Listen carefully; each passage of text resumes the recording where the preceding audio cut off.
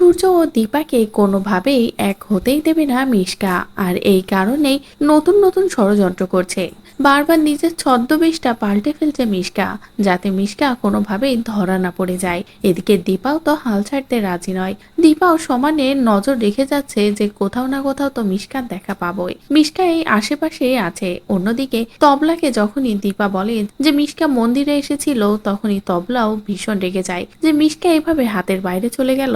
মিশকা তার মানে আমাদের চারিপাশে আছে আর আমরা ওকে খুঁজে পাচ্ছি না বলেই তবলাও সবসময় তদন্ত করতে থাকে মিশকাকে কোথায় পাওয়া যায়। এরপরেই তবলা চারিদিকে খোঁজ করতে থাকলে হঠাৎই জানতে পারে যে এই এলাকাতে একজন নতুন ভাড়াটিয়া এসেছে।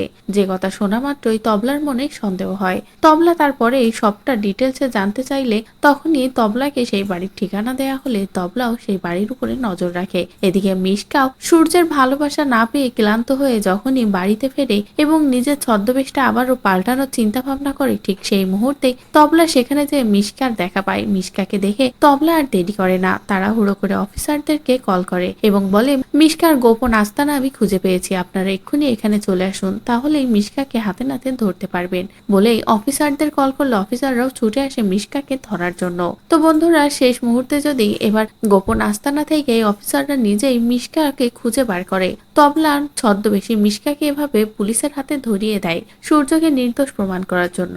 তাহলে সেটা দেখতে তোমাদের ঠিক কেমন লাগবে কমেন্ট করে জানাও। পরবর্তী আপডেট পেতে চ্যানেলটি সাবস্ক্রাইব করো।